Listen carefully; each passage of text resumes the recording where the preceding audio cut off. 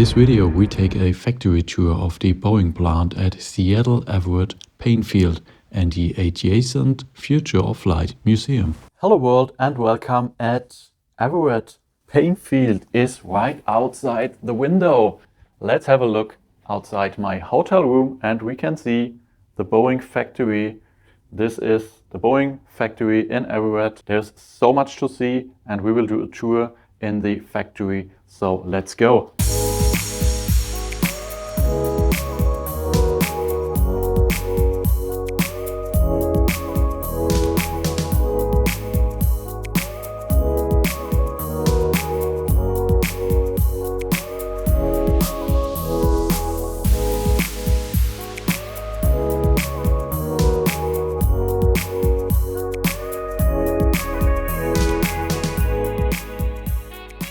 The ticket for the factory tour includes access to the exhibition and the sky deck. The paper plane cafe and the merchandise shop can be visited without any ticket.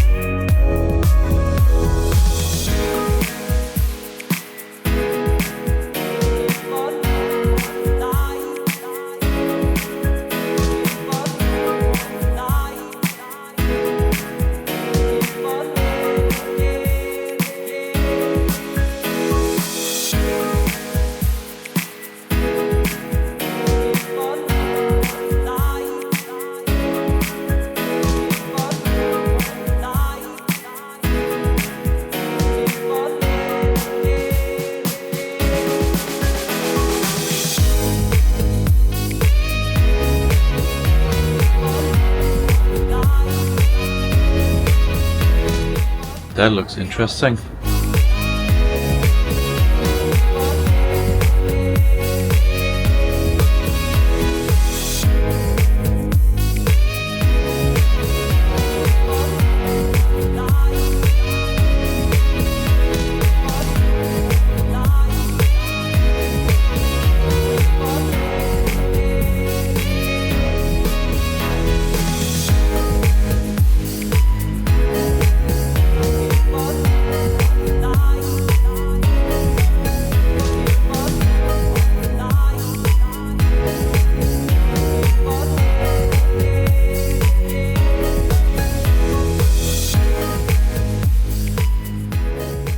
Hilton Garden Inn, the hotel of my recommendation if you want to go on a factory tour for Boeing.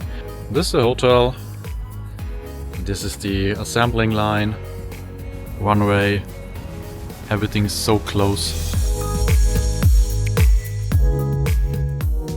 Here's a quick interjection before we go back to the factory tour. South of downtown Seattle, there is another Boeing facility located at King County Airport. This site is home to the Museum of Flight, a fact that often leads to confusion. Furthermore, while Boeing 737s are assembled here, the Boeing 777X is also undergoing testing at this location. I was fortunate enough to witness both takeoff and landing of a test aircraft.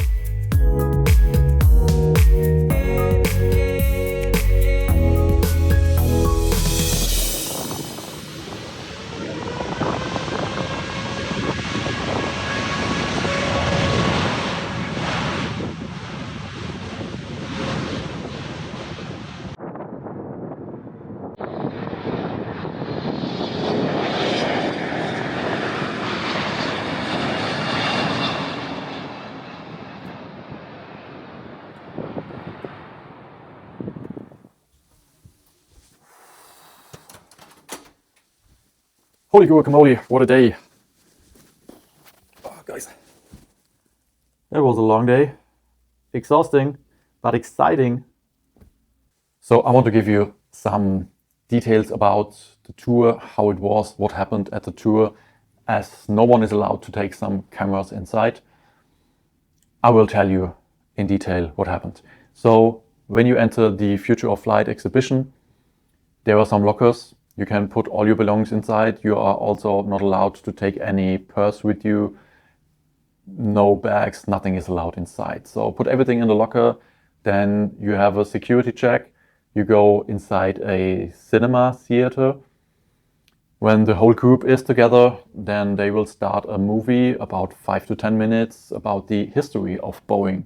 What was really interesting, Bill Boeing, the founder of the company, his father was from Germany. He came over to the States here, to this area. He bought this land here.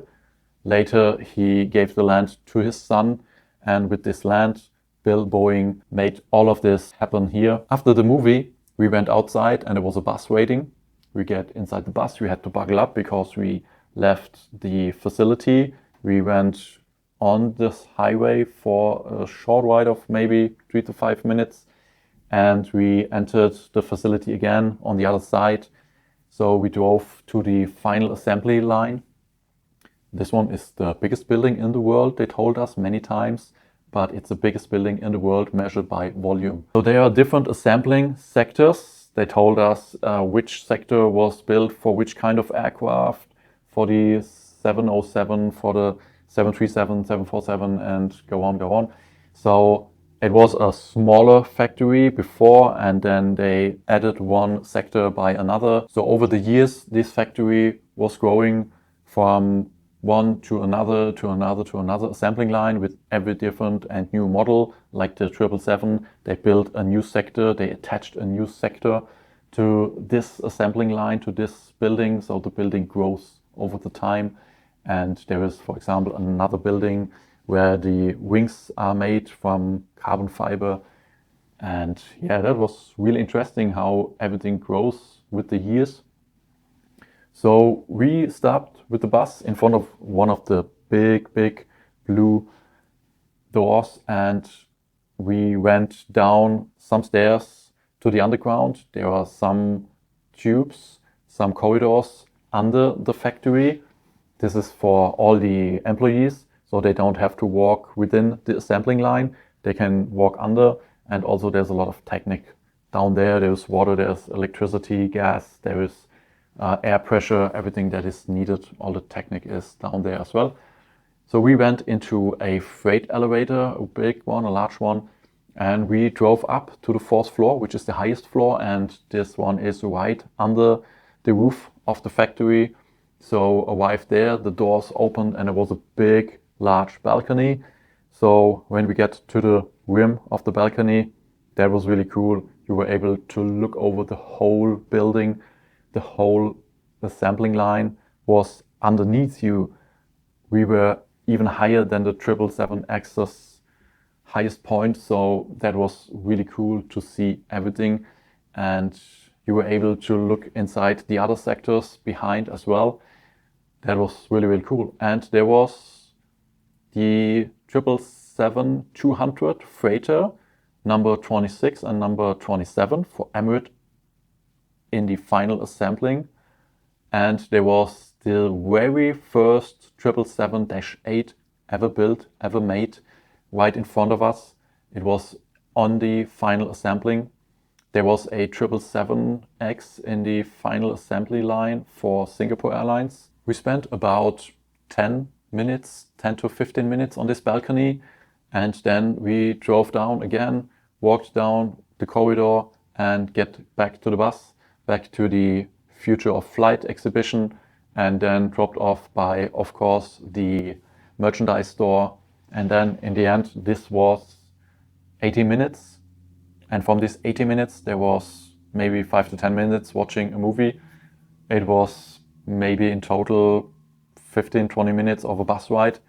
And the rest of it was walking within the facilities, within the plant. And in the end, it was maybe, let's say 15 minutes on this balcony. So it's not that much time, but in the end, it's totally worth it to be so close. You can see everything in the final assembling station when they put the fuselage together with the wings. And a bit further, you see the next aircraft that is completely assembled, already standing on the gear. And it's really cool. And all the stuff that will go inside the aircraft is also around the aircraft, it's not already an aircraft. There's just so many parts staying around, and you think, how should all of this stuff get together to be one piece in the end, one aircraft? It's just so crazy. I mean, imagine you're building up some Lego bricks, and I mean, you have hundreds, thousands pieces, but these machines here, they have millions of pieces, and how to get this assembled together without forgetting a single screw here or a single screw there or a pipe here, a wire there. One more really cool thing. I wasn't allowed, of course, to take any cameras inside, but I was super lucky, and you are super lucky as well, because after the tour, I drove by the factory and they just opened one of the blue doors, and they were right ahead to pull out the 777-8. So these very first 777-8, whoever was assembled, was pulled out today. It was a super lucky day. I was right with it. I was able to take some footage. Of course, I turned around and drove by a second time, and to make some more footage. And it was so unreal that the moment I drove by, they just opened the door, and how lucky you can be. There are so many aircraft parked right now. I was able to count 22 777Xs who were kind of or almost finally assembled. Most of them are missing the engines, and they don't have any paint jobs so far. There was only one white tail, but all the other ones are still in green. But yeah, it's interesting how they, of course, assembled all these aircrafts, even though they have no final approval from the FAA. So they're still waiting for the air certificate. But I mean, yeah, what should they do? They just assemble it and wait for the final approval. And if there is maybe something to change, they will change it afterwards. But for the moment, they keep on going the production and just wait for everything that will come. And for me, it's strange. It's kind of working into the future without knowing what will happen. So maybe something strange will happen. I mean, the whole Boeing 777X story is crazy and strange. It should be in the air for almost 10 years now, but still it has no certificate for air operations. Yeah, everything could happen, I guess. So they built the planes, they parked the planes here without knowing if they can sell it. They just hope for the best, I guess. Or do their very best, I hope. Yeah, it's really strange to have this multi-million-dollar aircrafts. There is a value of billions of dollars out there parked on the ground with the hope that it could be delivered to the customers, and only if it gets delivered, the customers will do the payment. So usually someone from the airline will come here, do the final checks. This will take about a week for each aircraft. Everything is checked into the very last details. Every single screw, everything is checked by the airline or by the operator. And even if these final checks are fully done, Boeing will get the money from whoever is the buyer. So yeah, it's a really long process still to go until Boeing is able to finally sell or to finally monetize these aircrafts who are parked here. It's such a huge amount of money just parked here without knowing what will come in the future.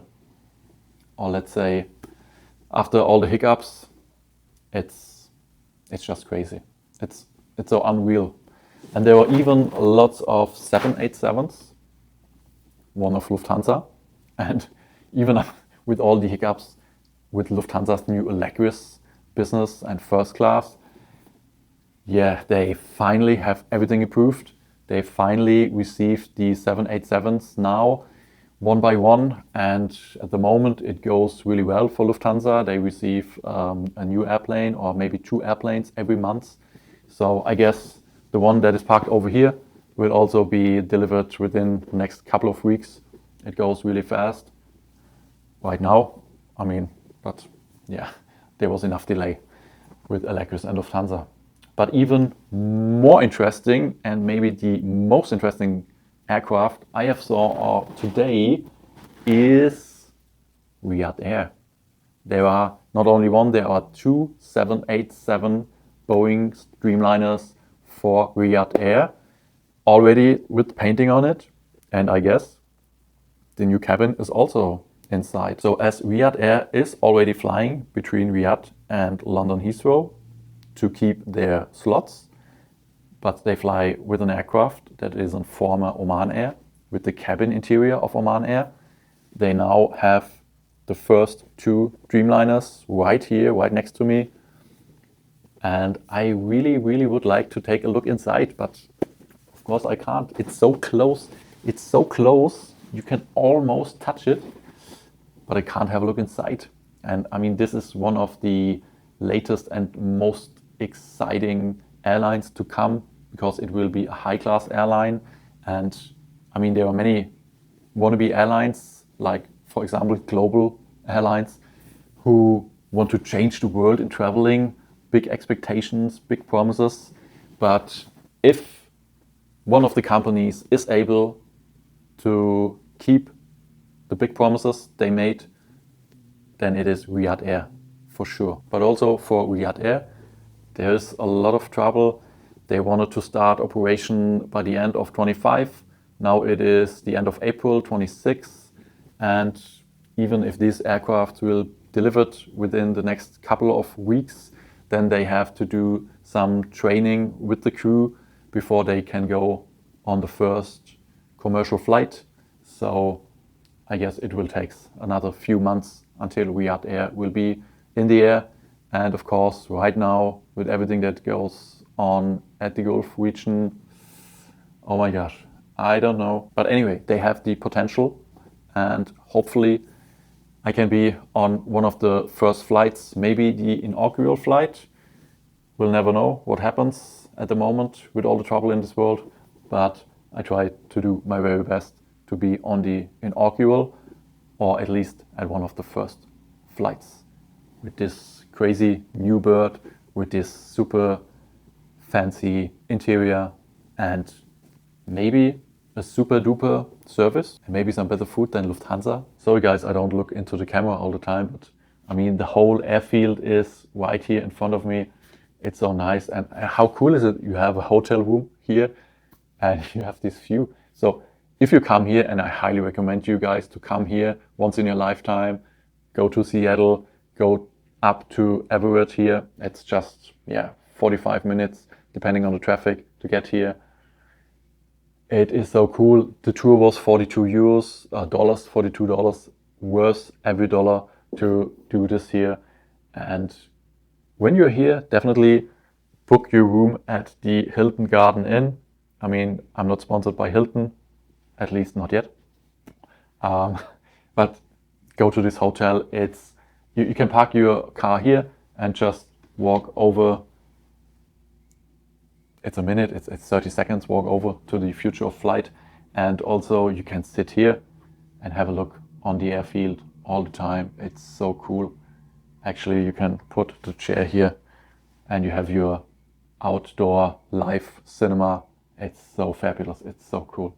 And if you don't want to miss the Riyadh Air video, then make sure to be subscribed to the channel.